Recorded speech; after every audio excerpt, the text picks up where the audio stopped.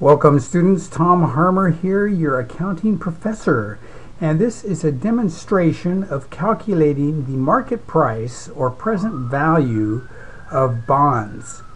Now this example we're looking at here, Jimbo Corporation is issuing $500,000 of 8% 5-year bonds with semi-annual interest payments. The bond investors want a rate of 10%. In other words, the market rate is 10%. The issuer of the bonds wants to get the most they can for the bond, but the market, the purchasers, won't purchase a bond unless they can yield what the market is paying, the interest that the market is paying. So, in any case, we go from here. We want to calculate the market price, present value of the bonds, and we also want to calculate the closing price of the face. Closing price percentage of the face. Now if we come over here, let's go to this guy. This is if you get Wall Street Journal or even the Seattle Times or any paper, you pull up the security section and you go to bonds. You will find the bond name that's available to purchase. You've got the maturity date.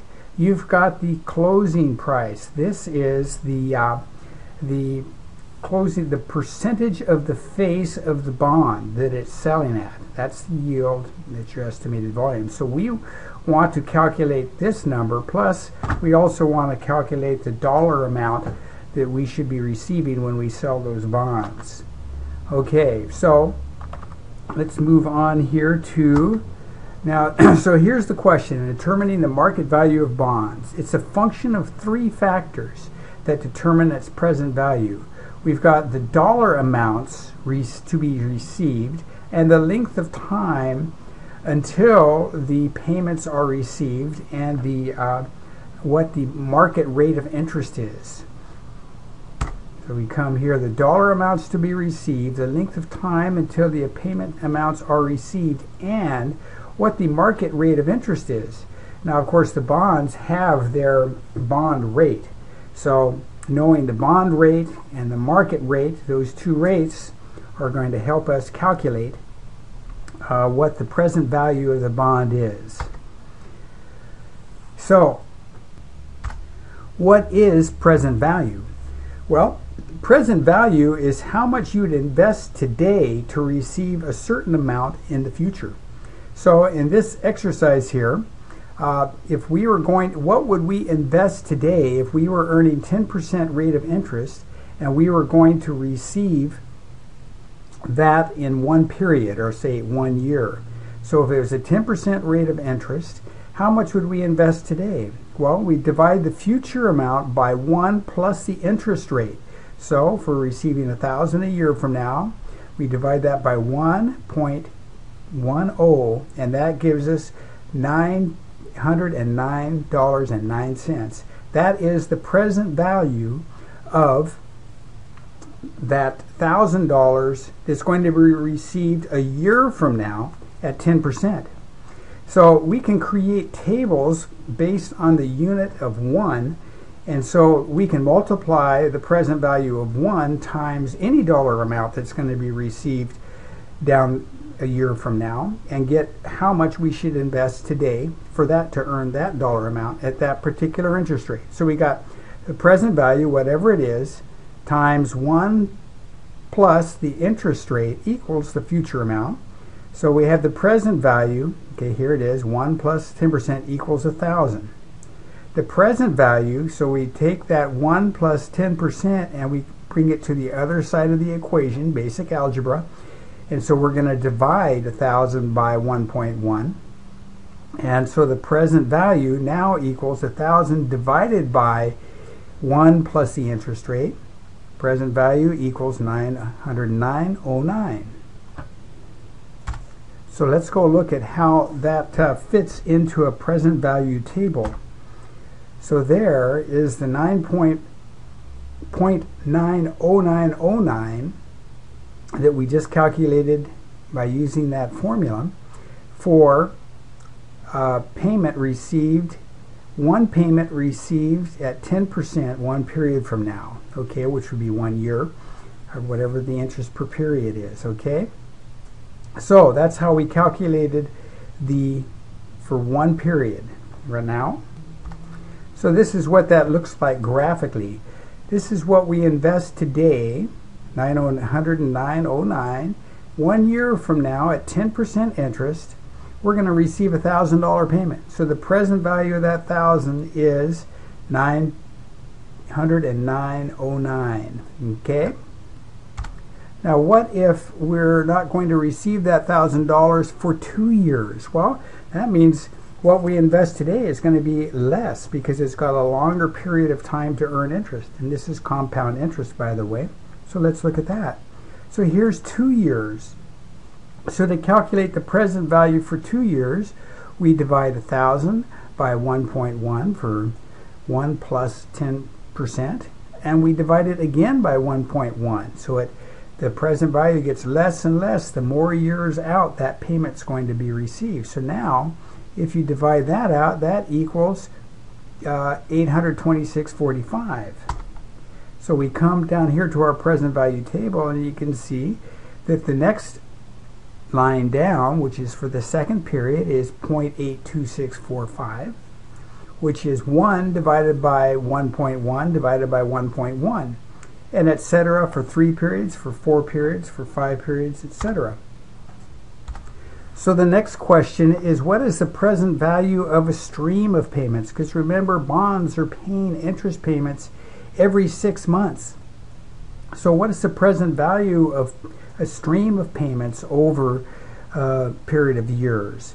So we call those annuities over the life of the bonds. To compute the present value of an annuity, we need to know the interest rate, the number of interest periods, and the amount of the interest payments. So here we go. We're receiving that $1,000. We're receiving one payment in 1 year, we're receiving another payment in 2 years, and we're receiving another payment in 3 years. Now the present value of a payment of $1,000 in 3 years at 10% is 0.75132. The present value of $1,000 received in 2 years is 0.82645 of that $1,000. And the present value of $1,000 in 1 year is 0.90909. So if we add all of these up, all of these different present values up, that gives us the present value of an annuity. So we total 0.90909, 0.82645, 0.75132, and that equals 2.48686. If we multiply that times 1,000, that tells us how much we should invest today to receive $1,000 in 1 year, $1,000 in 2 years, and $1,000 in 3 years at that interest, at that market rate of interest. So here we go. Here's another picture of it here. 1,000 at 1 year, at 2 years, at 3 years, multiplied across. There's 90909, etc. 82645, 75132 equals 2,486.86. That's how much we should invest today to get $1,000 payments in over 3 years, 3 payments, and be earning 10%. So here's how it looks at the table. So this is the present value of an annuity of 1. Not the present value of 1, but the annuity of 1. So annuity means a stream of payments for every period. This is 3 periods. This is 10%. 2.48685. We multiply that times any dollar amount that we're proposing to be receiving. That will tell us how much we should invest today to receive a payment stream. So a bond, when we issue a bond, we've got 2 payments. We've got a payment stream, and we've got the bond payment at maturity. So we get the present value of the bond payment at maturity and the present value of the payment stream, and that'll give us the total present value of the bond. Said here, the selling price of the bond is equal to the sum of the present value of the face of the bond discounted at the investor's required rate of return, the market rate, plus the present value of the periodic interest payments discounted at the investor's required rate of return. So there's a picture of that. Here's the present value of the future payment of this bond 10 years from now, or 10 periods from now, which would be 5 years. And here's the biannual $5,000 interest payments on that bond and the present value of that. So here's the present value. This is a contract rate of 10%, that's the bond rate. And the discount rate is another word for the market rate. That is the interest rate that the investor is demanding, and that the seller of the bond, the issuer of the bond, can't sell it unless he matches the investor's demanded market rate.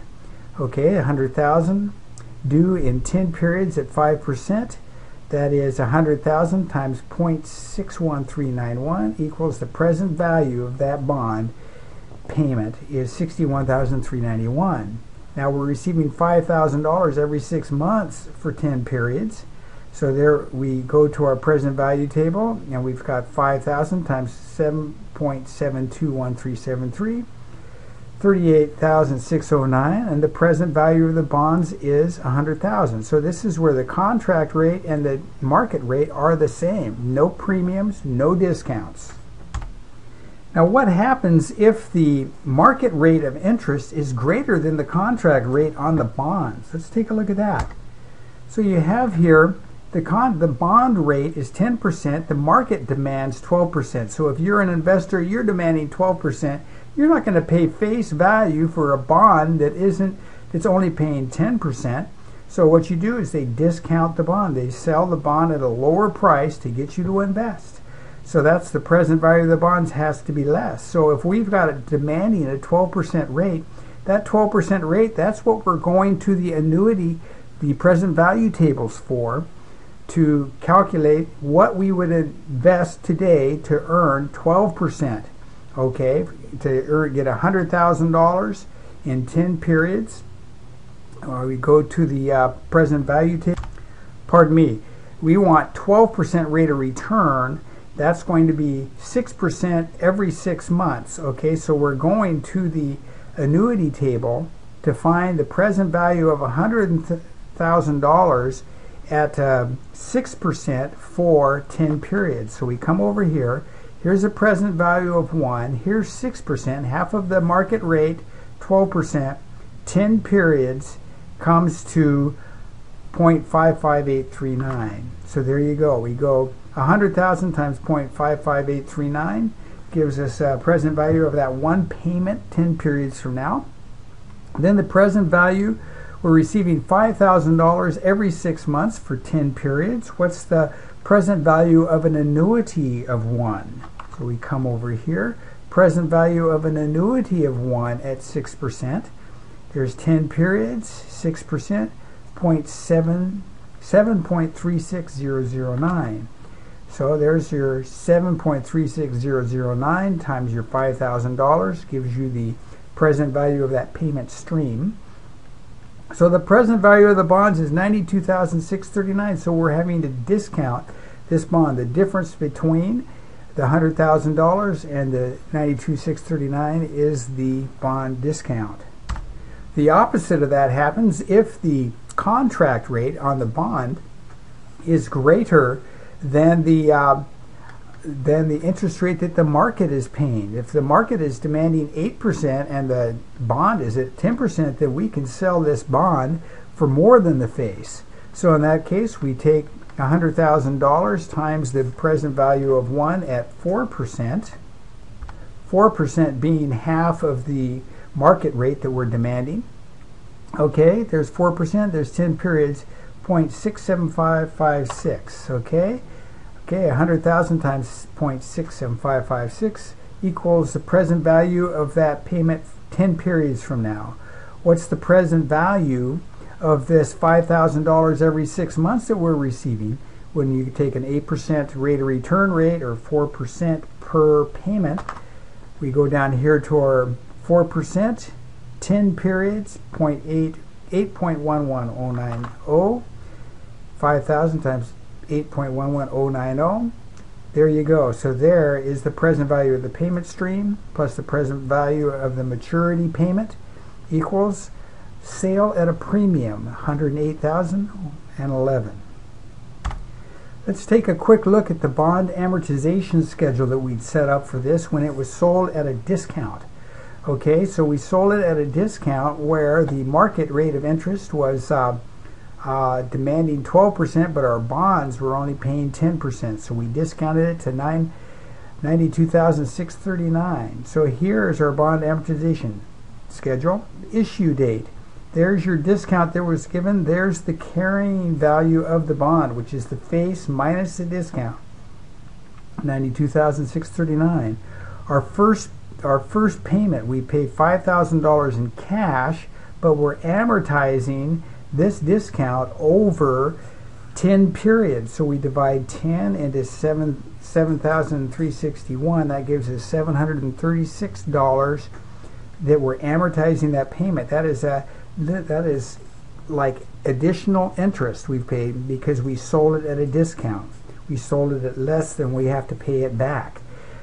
So we're amortizing at $736. So that's reduced, that's credited our unamortized discount by $736, brings it down to $66.25, and now the carrying value of the bond has gone up. When this reaches maturity, the carrying value of the bond will be the face of the bond. Let's see, will be the face of the bond. So then our total interest expense with that payment is the interest we paid plus the amortization of the discount that we gave when we sold it equals $5,736. Now just to show you how that's journalized, let's take a look at that. So July 1, we had interest expense of $5,736, discount on bonds payable $736, and a credit to cash of $5,000. So now let's take a look at our problem. We're issuing a $500,000 bond. I'll put that here. And we're doing that it's an 8% bond, but we're demanding a 10% rate of interest. So when we are discounting or getting the present value, we're doing that not using the interest rate, the contract rate, but the market rate. So that's going to be 5% for how many periods we got? It's 5 years, so that's 10 periods. So we're going to need to get the present value of 1.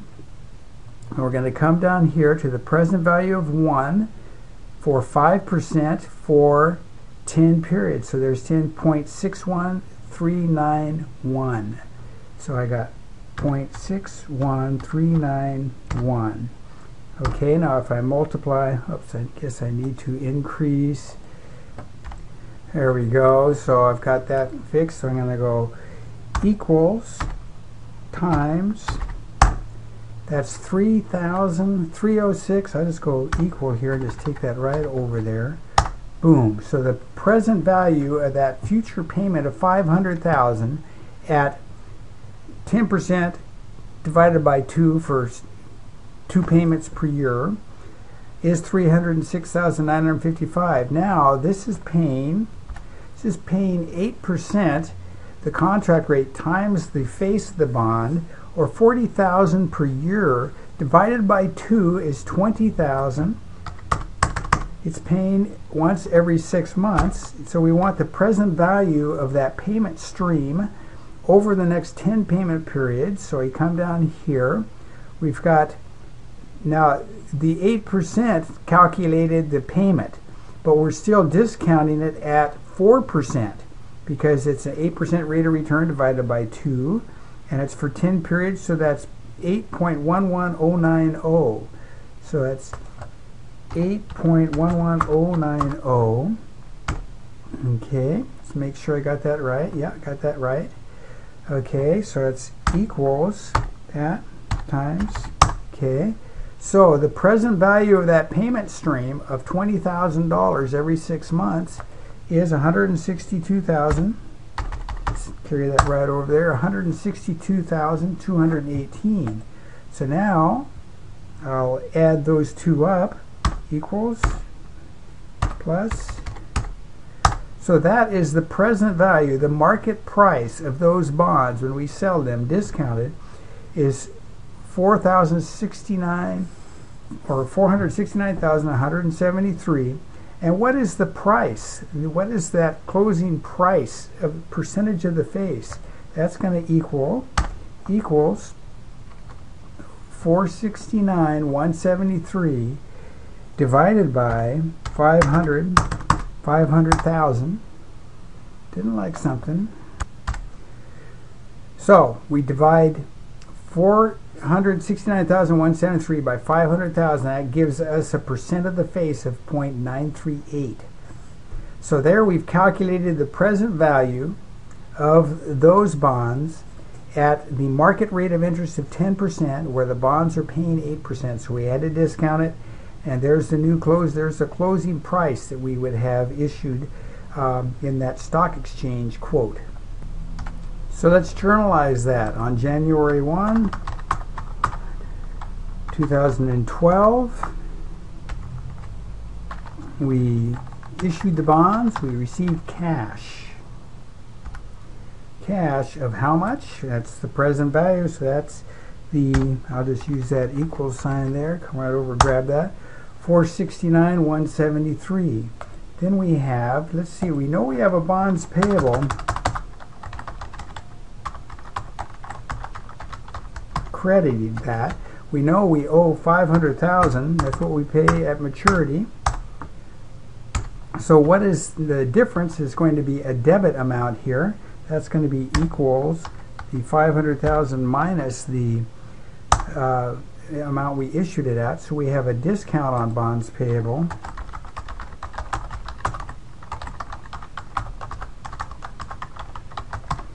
And there is the completion of the exercise. We've calculated how much we can sell that bond for to earn a 10% rate of return, where the bond has an 8% face. And it's a $500,000 issue. There you go. There is your example of calculating the present value of a bond.